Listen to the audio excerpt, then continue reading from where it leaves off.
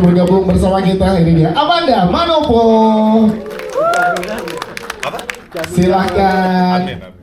Iya, Amanda boleh di sebelah kanan ya Mas Fedi, biar Mas Fedi makin bingung ya. Preskon juga harus masih diapit oleh istri-istrinya. Baik, nanti hari inilah Mbak dan juga Mas Ajut akan bergabung bersama dengan kita. Oh sudah ada. Yes, ini dia Mas Ajut, silakan. Mas Fauzar Nurin sebagai produser. Tepuk tangan dong untuk Mas Ajut, silakan Mas Ajut. Baik, ini baru aja teman-teman media selesai menonton film 1 Imam 2 Makmum.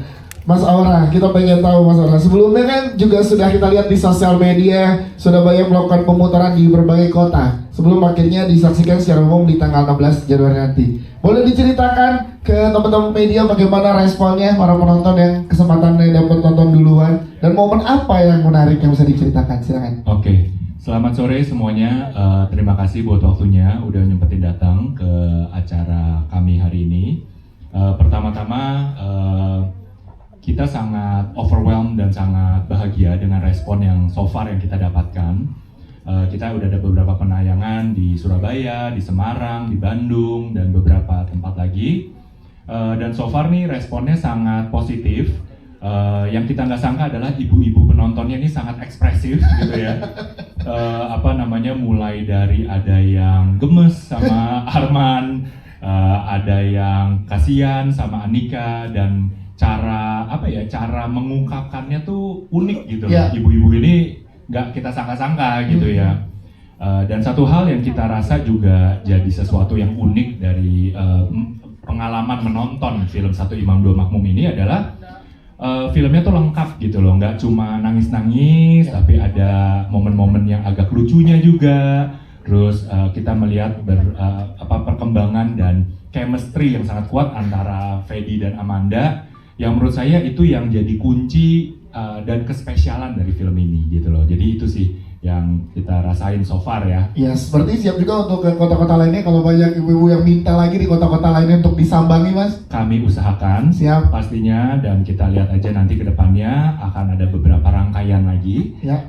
Yang pertama juga kita akan ada nonton bareng dan meet and greet di Bekasi, lusa, dan ada juga di Bandung nantinya. Jadi memang ada beberapa masih rangkaian lagi yang akan kita lakukan lah gitu. Ya, terima kasih Mas Aura. Selanjutnya kita ke Mas Ajut. Mas Ajut, penasaran juga pengen tahu dari yang tadi diceritakan oleh Mas Aura, respon dari para penonton yang nonton duluan, dan juga pengen diceritakan menurut Mas Ajut daya tarik utama dari film ini 1 Imam 2 Makmum yang membuat penonton merasakan seperti yang tadi Mas Aura ceritakan, ada gemesnya, gregetannya gitu. Silakan Mas Ajut. Assalamualaikum warahmatullahi wabarakatuh. Selamat siang.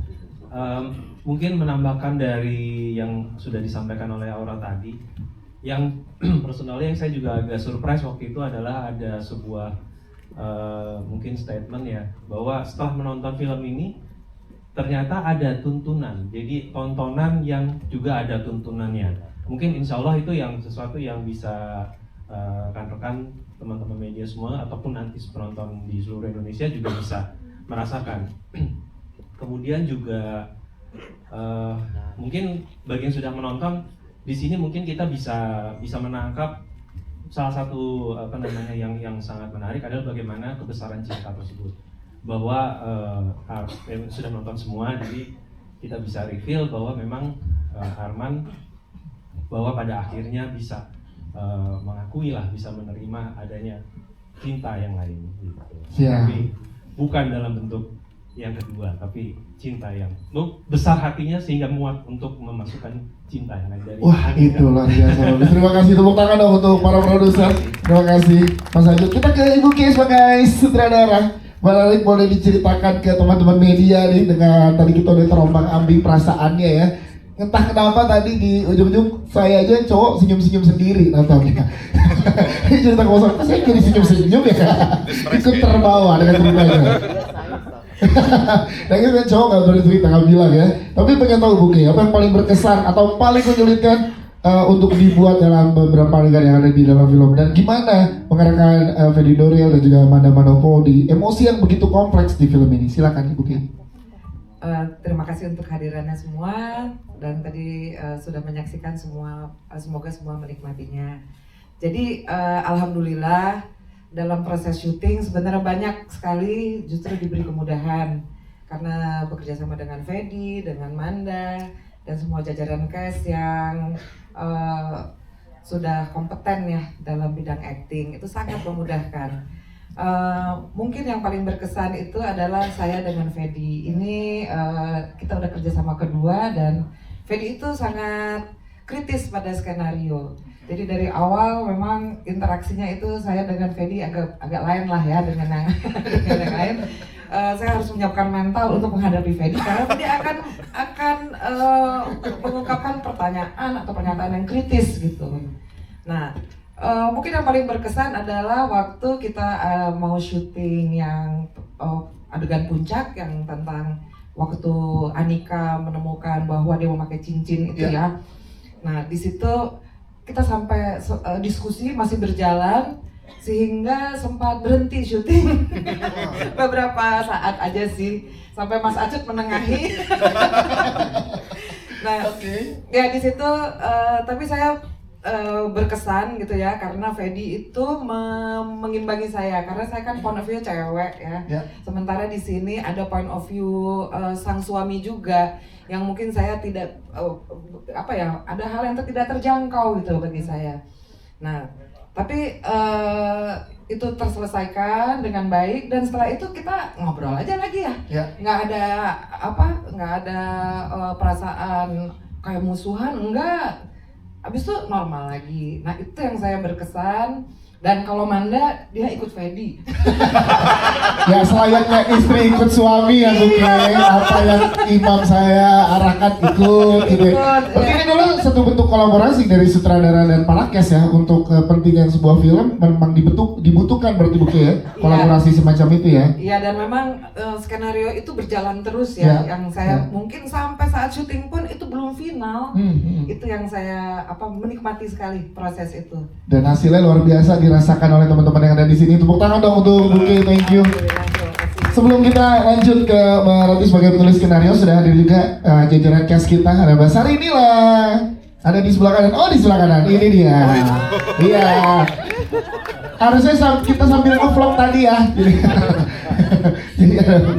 Jadi sorry, abis syuting. Iya, oke. Iya, sudah bergabung bersama kita.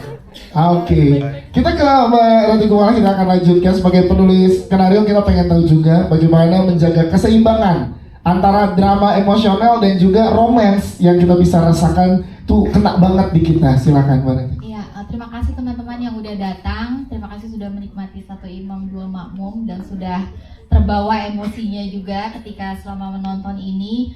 Jadi Satu Imam Dua Makmum itu saya develop itu di akhir tahun 2024 kemarin. Naskah itu kira-kira 2023 ya bro ya? 2023, sekarang 2020. Sekarang 2025. Sorry. Mohon maaf ya, kepala saya masih rada-rada ini.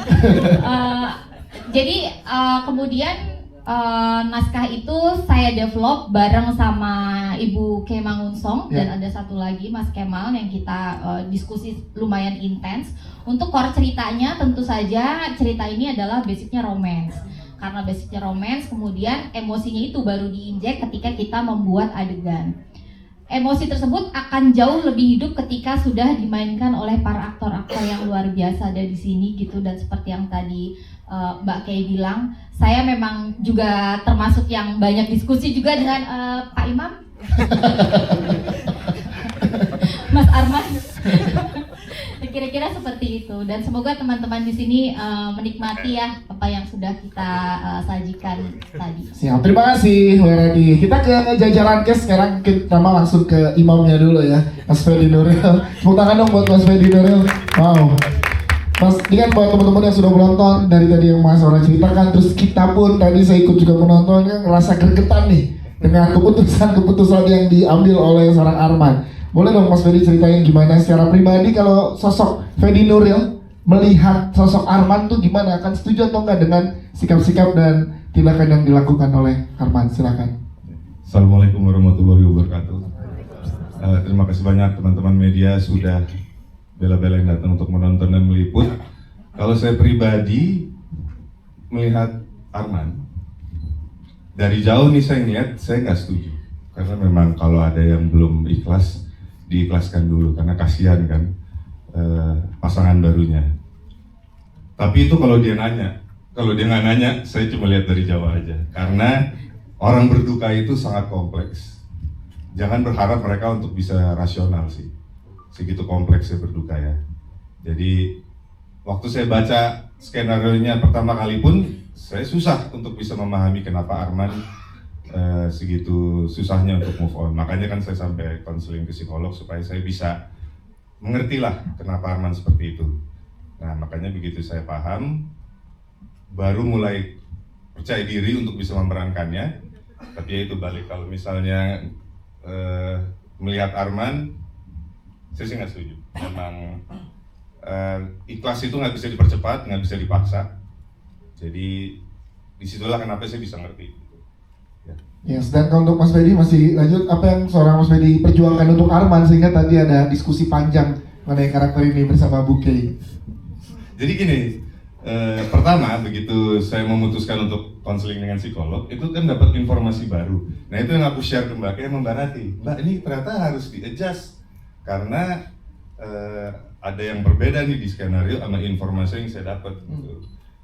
Dan karena bagaimanapun aktor kan harus mengerti dan yakin sama karakter yang dia perankan ya. Jadi kalau saya belum bisa mengerti, ada penolakan gitu, saya diskusi dulu makanya, atau dicari titik tengahnya di mana oh ya udah itu masuk akal buat saya. Nah kalau buat yang waktu memakai cerita tadi, nah itu adegan itu saya belum sepenuhnya make sense gitu. Masa dia melakukan ini sih gitu Ya. kan. Nah akhirnya makanya kita panggil Mas Acut buat nengahin. Dan ternyata Mas Acut di pihak Mbak Kay. Gua satu nih. Kalah suara gua. Aduh gimana nih? Dan kelihatan nih kru-kru udah mulai yang aduh gitu kan. Dan itu memang nggak baik sebenarnya, nggak Iya. etis. Jadi saya mohon maaf sekali kepada teman-teman kru saat itu membuat mereka menunggu. Idealnya kan memang begitu di set, Ya, kita semua udah jelas mau ngapain gitu. Tapi memang karena ada waktu juga. Nah akhirnya karena ternyata Mas Acut di pihak Mbak Kay, langsung saya melipir sendiri, oke ini harus ketemu jalan tengahnya, kalau nggak kita nggak take gitu kan. Nah akhirnya ya adalah kayak kompromi kayak Mbak Kay, Mas Acut, oke saya ikutin di sini, tapi pacingnya itu saya nentuin. oke. Ya. Timingnya kapan saya begini, saya nentuin. Mungkin bisa lama, mudah-mudahan bisa dimainin di editing. Gitu. Nah sama juga kayak Mbak Rati, lebih ke dialog waktu itu. Iya. Mbak ini dialognya kok saya nggak serk ya atau gimana? Karena saya tipe yang memang diksi itu penting sih, Iya. dan berubah diksi juga berubah arti buat saya gitu. Ya itu juga ada diskusinya karena ya itu di satu sisi memang penulis skenario atau sutradara punya visi, tapi aktor pun juga harus menemukan titik masuk akalnya di mana. Tapi bagaimanapun semua ini demi perfilman Indonesia, demi Yes. hasil yang Itu dia hasil kolaboratif yang luar biasa untuk kepentingan filmnya. Thank you Mas Fedi Dono. Selanjutnya kita ke Amanda Manopo sebagai Andika. Ini tadi Mas yang ini nyari spek kayak Andika di mana lagi kata dia. Banget lagi. Nah ini kita pengen tahu, yang udah pada nonton udah pada tahu juga tentang keteguhan hatinya Andika. Dari seorang Amanda sendiri, apa pelajaran terbesar yang bisa didapatkan oleh seorang Amanda Manopo setelah memerankan Andika? Silakan. Ya, assalamualaikum warahmatullahi wabarakatuh semuanya. Pertama-tama saya mau bilang terima kasih banyak sudah datang, hadir dan bahkan menonton Satu Imam Dua Makmum. Kalau misalkan saya di sini dari awal, saya memang belajar banyak banget sih. Pas kita lagi reading pun, saya juga memang harus diuji kesetiaannya, di mana tidak boleh membentak Mas Fedi, jadi nggak ikut campur. Ya udah Mas Fedi gini ikut. Itu lagi mendalami Andika sebenarnya ya. Mendalami Andika, karena kalau Betul. misalnya ditanya Amanda sabar tidak. Andika sabar. Andika sabar Iya. dari situ. Kalau misalkan Mas Fedi, tenang Mas. Tenang. Kamu nggak ada yang support, aku support. Nah, Andika banget tuh. Ya, dia. Andika banget. Nah terus selama proses syuting, dimana tuh memang perasaan aku tuh memang selalu yang kayak karena udah mendalami karakter Andika ya, jadi kayak bener-bener aku sabar banget di lokasi syuting, tenang banget, biasanya bawel. Ini ada berapa kali kalau misalkan lagi adegan intens, aku jadi wanita pendiam pada saat itu. Dan memang di sini apa ya yang aku suka, dari film Satu Imam Dua Makmum, aku memerankan Anika, diuji memang kesabaran, kesetiaan, terus keikhlasan, menerima kenyataan walaupun pahit ya.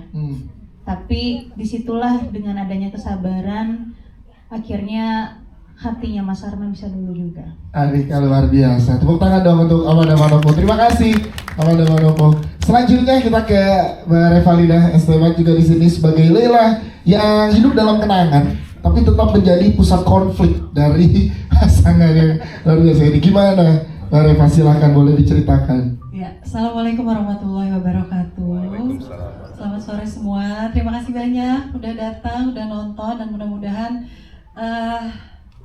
mendapatkan sesuatu dari film ini, karena memang untuk aku untuk memerankan Leila ini tuh agak sulit juga ya, karena kan orangnya udah nggak ada nih, tapi tetap harus memenangkan hatinya Arman gitu.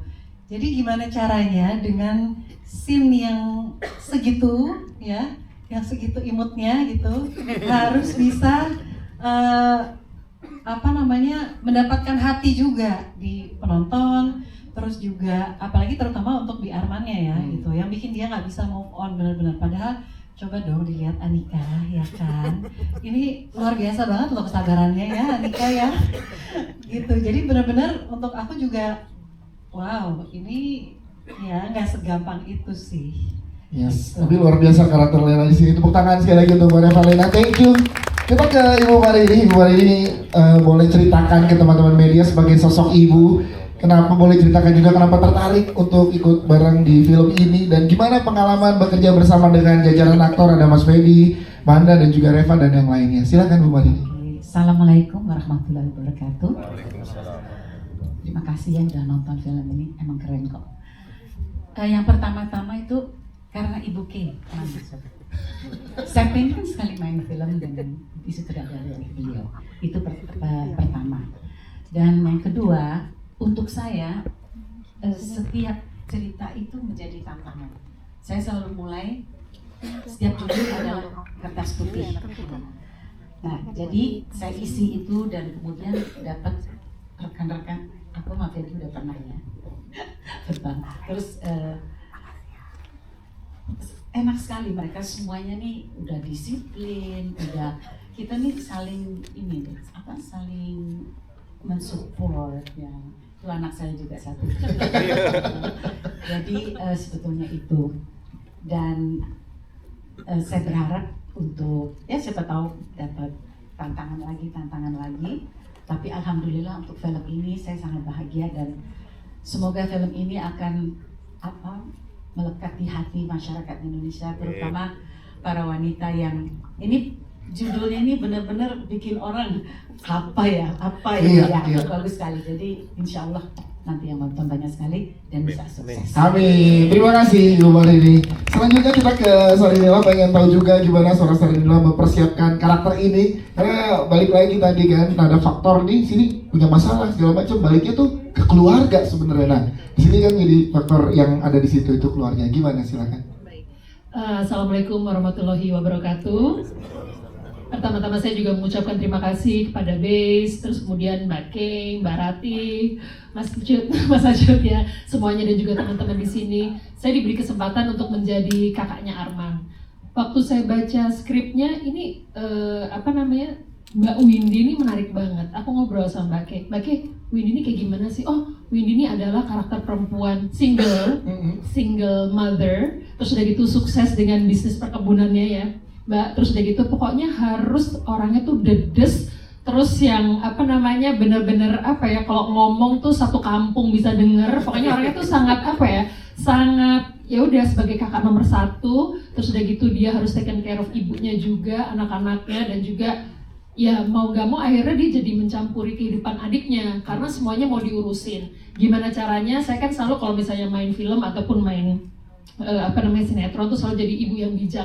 Nah di sini tuh boleh dibilang nggak bijak ya, tapi lebih kepada pengen campur semua urusan keluarganya karena dia merasa bertanggung jawab atas kehidupan ibunya, anak-anaknya, dan juga adiknya. Walaupun di sini dia sebenarnya paham bahwa adiknya tuh sedang struggling untuk melupakan sakit istilahnya tuh sakit kehidupan pernikahannya karena ditinggal pergi oleh istri yang tercinta. Namun saya juga merasa bahwa Mbak Windy ini pengen supaya adiknya itu benar-benar bahagia. Nah di situ bisa dilihat nanti teman-teman semua gimana ngeselinnya Mbak Windy, sayangnya gimana, terus udah gitu boleh dibilang karakternya ini sangat menarik sekali Mbak Windy ini. Jadi nanti mohon ditonton, dan saya juga senang sekali bisa diajak main di Satu Imam Dua Makmum, di mana di tengah-tengah film-film horor yang sedang bertebaran di sinema Indonesia, ini ada satu film drama keluarga yang sangat menyentuh hati, sangat bagus sekali, sangat indah sekali, di mana di sini juga mengangkat istilahnya perjuangan seorang perempuan dan perjuangan seorang pria, bagaimana caranya melupakan kesedihan hatinya dan pada akhirnya mereka menemukan kebahagiaan. Semoga berkenan di hati para penonton, dan minta tolong teman-teman media untuk mengabarkan ke seluruh dunia. Siap, terima kasih tepuk tangan dong buat Mas Arina. Thank you. Kita berikan kesempatan buat teman-teman media sekarang bertanya kepada jajaran cast dan juga jajaran filmmaker. Silakan teman-teman dari The Publicist. Iya. Sebutkan nama, media, dan pertanyaannya. Cek, halo selamat sore semuanya, saya Ulfa dari Media 20 Detik. Mungkin selamat pertama-tama untuk filmnya, bagus banget. Jadi tadi juga banyak beberapa dari penonton yang sepertinya terbawa suasana gitu ya, mewek-mewek gitu. Mungkin pertanyaan pertama untuk Kak Amanda Manopo sendiri nih. Untuk memerankan karakter Anika itu kan sangat menguras emosional dan batin ya. Kalau versi kakak sendiri, itu apa sih yang momen yang paling menguras batin nih sebagai Anika, dan apa alasannya? Gitu. Itu yang pertama. Terus yang kedua untuk Kak Revalina, tadi kakak sempat bilang juga kalau di sini memang adegannya itu sangat imut gitu ya, sangat nggak banyak. Tapi justru itu yang menjadi tantangan tersendiri nih, gimana untuk bisa membawakan kenangan itu bisa tetap hidup dan kuat gitu ya di film. Nah tadi belum di-spill nih caranya seperti apa, mungkin boleh dikasih tahu nggak caranya gimana? Terus yang terakhir buat Kak Fedi Nuril, tadi sempat dijelasin sama Mbak Kay kalau dalam hal kompromi skenario itu cukup sulit ya, cukup alot gitu tadi diskusinya. Kalau versi Kak Fedi sendiri sebagai aktor, itu apa yang harus dimiliki nih seorang aktor untuk bisa menggodok karakter itu ketika di set sehingga bisa matang? Itu Siap. aja sih. Terima kasih Mbak dari Detik ya. Siap, terima kasih. Silakan Manda dulu, boleh dijawab Manda. Ya, terima kasih banyak Mbak Ulfa. Pertama-tama sih memang pernah emang di sini tuh perasaan saya memang benar-benar harus dicampur aduk banget ya. Karena waktu itu ada scene di mana kalau nggak salah udah pernah nonton kan di sini ya, ada di camping. Di situ aku mencoba harusnya menenangkan. Tapi aku nggak tahu, mungkin karena memang Anika sudah satu menjadi saya tidak bisa menahan rasa sakit, kecewa, seneng itu dicampur aduk sampai akhirnya saya mengeluarkan air mata dan itu tidak pernah bisa berhenti. Jadi kayak apa ya? Ini loh perasaan dimana ada happy-nya, tapi ada kekecewaan, tapi ada sakitnya. Jadi itu yang saya benar-benar rasain di perasaan saya, tapi akhirnya saya udah nggak bisa ngomong lagi, saya cuma bisa nangis. Dan di situ Stario mungkin ditulisannya cuma sedih ya, lebih tepatnya hanya menenangkan, tapi di situ aku lebih banyak berurai air mata daripada Agnes Arman-nya. Jadi ya untuk next scene berikutnya juga banyak hal yang kayak mau marah tapi akhirnya gak bisa marah karena Anika benar-benar menahan emosinya juga di situ. Ya memang di sini memang challenging masalah perasaan aja sih. Jadi kadang-kadang itu terbawa tersendiri sama aku. Bahkan karena di sini Anika berhijab pun saya harus benar-benar harus bikin Amandanya juga harus nyaman berhijab. Sampai akhirnya ada orang mungkin dia lupa kayak mungkin tahu tapi kok berhijab ini si Amanda. Saya assalamualaikum, waalaikumsalam. Karena dia nggak gitu ya, luar biasa ya, pangling jadinya ya. Ya terima kasih kepada para jawabannya. Selanjutnya Revalina Estemat, silakan boleh jawab mereka. Ya, kalau aku tadi ya dengan peran yang mini itu ya Mbak Ulfa ya. Makanya itu gimana caranya, aku waktu itu diskusi sama Mbak Kay juga, Mbak ini gimana sih Leila ini tuh karakternya seperti apa. Terus juga waktu syuting ya, aku syuting cuma sama Mama sama Mbak Windy sama Yasmin masih kecil, masih bayi. Nah, itu gimana percakapan kita bisa bisa jadi terkenang dan juga dapat gitu intinya. Dan waktu itu juga kan kita syutingnya sama anak bayi ya. Terus aku lagi ngomong, sedangkan dia nangis melulu ya. Jadi kita bingung, ini gimana? Tapi ceritanya di skenario mah dia bangun ya, dia nggak tidur. Cuman ya kalau dia bangun dia nangis. Ya itu udah sore, udah mau mulai malam ya Mah ya. Jadi kita juga rada bingung, kita mau pakai ini gimana ya?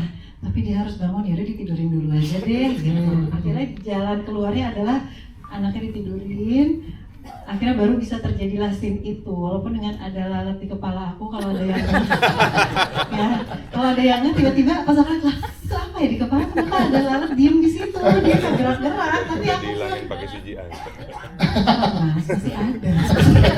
Iya, masih ada di situ. Jadi pas aku lihat juga, oke, gitu ya. Dan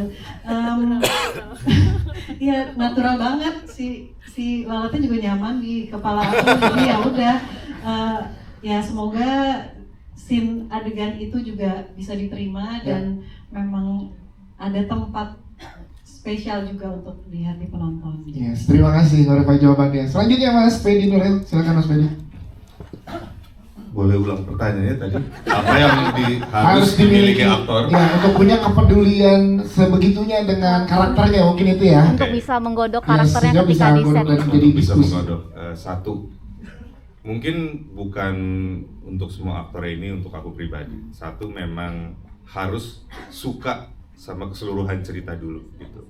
Karena skrip bagus jelek itu relatif, tapi harus tertarik atau suka dulu. Nah, setelah baca sekali secara keseluruhan, baru mulai ngebedah secara detail peradegan kalau bisa gitu. Nah, itu aktor harus menemukan semua alasan-alasan dulu, kenapanya atau why-nya, dan itu harus masuk akal dulu buat dia.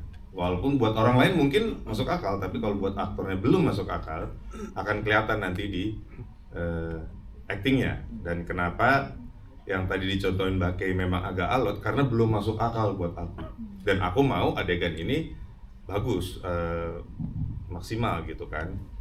Dan karena memang idealnya itu bisa udah clear itu di waktu latihan atau reading, cuma karena waktu juga. Dan kadang nih kita latihan masih di kantor lah reading, begitu masuk set itu kadang baru terasa ada yang ternyata setnya begini ya, harus ada penyesuaian lagi tuh supaya bisa masuk akal gitu kan. Nah, itu salah satunya itu inti adegannya belum masuk akal buat aku, dan dengan set seperti itu juga ada perubahan. Nah, jadi untuk menggodok karakter itu intinya harus paham dulu kenapa si karakter melakukan A, kenapa melakukan B. Nah, dan kalau memang nggak punya pengalaman pribadi yang mirip sama adegannya atau sama ceritanya atau sama karakternya, ya itu bisa bertanya ke orang lain gitu. Setidaknya muncul rasa simpati atau lebih bagus lagi rasa empati dengan mendengar cerita, maka itu udah bisa dibilang punya modal untuk ngebentuk karakter. Baik, terima kasih untuk jawabannya Mas Fedi, Amanda dan juga Mbak Reva. Selanjutnya gimana Mbak Lucy dari The Publicist? Silakan boleh berdiri, Mas, nama, media, dan pertanyaannya. Gue deg-degan ya. Halo, selamat siang menjelang sore, saya Ari dari Warta Kota. Pertanyaan pertama mungkin ke Mas Fedi, mau nanya Mas Fedi, ini mungkin tema seperti ini Mas Fedi udah kuasain lah ya. Walaupun nggak berbentuk tapi punya istri 2 lah, kasarannya kayak gitu. Nggak berbentuk lagi. Iya, berbentuk kan, yang satu kan udah meninggal gitu. Tapi rasanya ada punya istri 2 gitu. Mau? Mau? Dikit. Mas Fedi, mungkin pertanyaan pertama ini adegan yang paling emosional di bagian yang mana sih Mas Fedi, dan untuk tersendiri itu harus seperti apa mempersiapkannya gitu. Yang kedua, ini kayaknya lebih teknis gitu. Kayak saya suka banget ngeliat Mas Fedi ketika ada adegan menangis, air mata keluar hanya di sebelah kiri. Wah. Lalu abis itu tiba-tiba dua-duanya air matanya keluar gitu. Itu mungkin momen di saat lagi nyamperin Aman di rumahnya ya, di sebuah taman. Itu mungkin itu adegan yang cukup mungkin banyak juga, mungkin bisa dimintain penjelasannya Mas Fedi ketika adegan itu lagi memikirkan apa sampai akhirnya bisa mengatur gitu air mata turun satu, habis itu dua-duanya mungkin nanti kita bisa contohin di rumah dan mungkin bisa dicontohin juga sama aktor-aktor lainnya gitu untuk adegan itu. Intinya itu dong. Lo mau nyusul istri lo ke sahur. Nah, begitu. Dan mungkin ada makna tersendiri nggak sih Mas Fedi kenapa air matanya satu dulu yang keluar, habis itu dua gitu. Seperti apa gitu Mas Fedi? Makasih. Oh, ternyata tujuannya itu. Kayaknya ada yang habis bikin salah nih. Iya, ini mau minta maaf nih guys. Mau pakai cara minta maafnya seperti itu. Oke, tadi pertanyaan yang pertama kalau nggak salah adegan yang paling ini emosional. Sama sih seperti Manda yang adegan camping. Karena di situ kan Arman merasa akhirnya ada seseorang yang menanyakan perasaan dia, bukan hanya sekedar udah ikhlasin aja, udah sabar, udah cari yang baru gitu. Belum ada sebelumnya yang benar-benar nanya perasaannya itu gimana gitu. Itu satu. Kedua, di situ kan Arman menceritakan semuanya kenapa dia sesusah itu gitu kan. Dan di bagian itu aku juga konseling sama dokter sih untuk paham apa sih kanker yang memang secepat itu bisa bikin itunya meninggal gitu. Nah, jadi ia menghafalkan beberapa istilah teknis, tapi gabungin juga sama emosinya karena nih akhirnya ada bertanya dan monolog itu paling susah sih, karena kita ngomong sendiri gitu. Harus pelan-pelan timingnya, nggak boleh lepotan artikulasinya. Jadi itu sih yang buat aku. Dan ada suara air terjun yang cukup mengganggu konsentrasi. Iya, ada air terjun. Itu yang pas lihat setnya, aduh ini adegan emosional tapi ini ada air terjun lagi. Jadi ya itu cukup menjadi tantangan juga sih untuk membuat adegan itu terdeliver dengan baik gitu. Nah yang kedua, cara nangis itu justru didikan angkatan saya nih ya. Kayak tua banget didikan. Jangan mikirin apakah air matanya akan keluar atau enggak. Gitu. Jadi saya hanya fokus untuk apa yang mau saya sampaikan. Jadi isi kepala saya adalah saya mau cerita nih, saya mau curhat gitu. Jadi kalaupun nggak keluar, ya udah nggak apa-apa gitu. Nah karena kalau fokusnya, aduh air mata gue udah turun ya, kok kayaknya nggak turun-turun nih, itu buyar udah. Dan penonton bisa merasakan itu, kayak dipaksa, dia berusaha banget mau nangis kayaknya ya. Jadi memang yang penting saya udah paham adegan, tujuan adegan ini apa. Tujuannya adalah buat penonton juga ikut sedih, tapi saya nggak mikirin tuh air mata jatuh apa nggak. Jadi kalau menurut Mas itu kok bisa gitu ya, nggak tahu itu takdir berarti. Karena saya nggak mikirin dia akan menetes atau enggak, saya hanya memikirkan bagaimana mendelivery dialog ini atau informasi ini dengan tepat. Siap. Jadi maaf saya nggak bisa membantu Mas, minta maaf di rumah. Jadi mungkin fokusnya minta maafnya tulus aja Mas. Netes nggak netes ya udah gitu. Istri bisa lihat kok Mas ketulusannya Mas. Iya gitu. Oke, terima kasih Mas Ferry jawabannya. Satu terakhir dari sebelah sini, silakan Mbak Lucy boleh dibantu. Siapa? Oke. Boleh berdiri nama, media dan pertanyaannya Mbak. Assalamualaikum warahmatullahi wabarakatuh. Selamat sore semuanya. Saya Tiara dari suara.com. Pertanyaan yang pertama buat Mbak Sari Dila ya. Berperan sebagai Windy, kira-kira tantangannya apa sih membantu Mas Arman move on tuh tantangan terbesarnya apa? Yang kedua buat Mbak Amanda, kalau dilihat kan nih Anika sabar banget ya, kira-kira apa sih alasannya gitu? Kalau ditarik lebih jauh, kenapa bisa sesabar itu gitu menghadapi Mas Arman yang masih belum move on, mulutnya pedes gitu. Sama terakhir intermezzo aja sih, kira-kira amit-amit ya jangan sampai kesampaian, cuman kira-kira Kak Amanda kalau jadi posisinya Kak Anika bakal melakukan hal yang sama atau ninggalin Mas Arman? Kayak pertanyaannya, kamu seberapa mirip sih sama Anika, pengen tahu deh. Kayaknya ini banget pengen Anika. Iya, ada kesamaan antara sama Anika. Terima kasih. Terima kasih. Silakan Mas Arlin nilai dulu tantangannya. Terima kasih Mbak. Tantangan terbesar adalah yaitu tadi saya juga baca dulu, mengerti dulu karakter Mbak Windy ini seperti apa, diskusi sama Mbak Rati, sama Mbak Kay juga, terus diskusi juga sama Arman dan juga sama Ibu. Jadi memang tantangannya adalah aku ngobrol sama Fedi waktu itu bahwa nggak bisa orang kalau berduka itu nggak bisa dipaksain. Cuma di sini kan tugasnya Windy adalah memaksa Arman supaya menerima Anika. Ya udah, di film mungkin bisa dilihat bahwa saya tuh emang nggak ada kompromi apa-apa. Bener-bener pokoknya demi kebahagiaan lo, mengatasnamakan kebahagiaan adiknya, dan pakai ibunya juga untuk memaksa Arman supaya gimana caranya lo harus menikah lagi for the sake of anak perempuannya ini. Suka nggak suka, pada akhirnya Arman menerima ini. Nah, pada waktu adegan itu saya juga memang boleh dibilang gila nih, tega banget ya Windy ya, orang berduka belum selesai udah dipaksa untuk menikah lagi. Dan di sini juga saya melihat bahwa udah, pokoknya Anika ini wanita yang baik, cocok menurut saya dan juga menurut ibu, udah pasti akan cocok juga, akan diterima sama Arman. Ya di sini tantangannya adalah mikir gimana caranya supaya karakter Windy ini bisa terlihat ngeselin, tapi at the same time juga terlihat bahwa dia mencintai keluarganya. Karena emang dia sayang banget sama ibunya, sayang sama adiknya, dan juga sayang sama Anika yang dia sudah kenal dari kecil.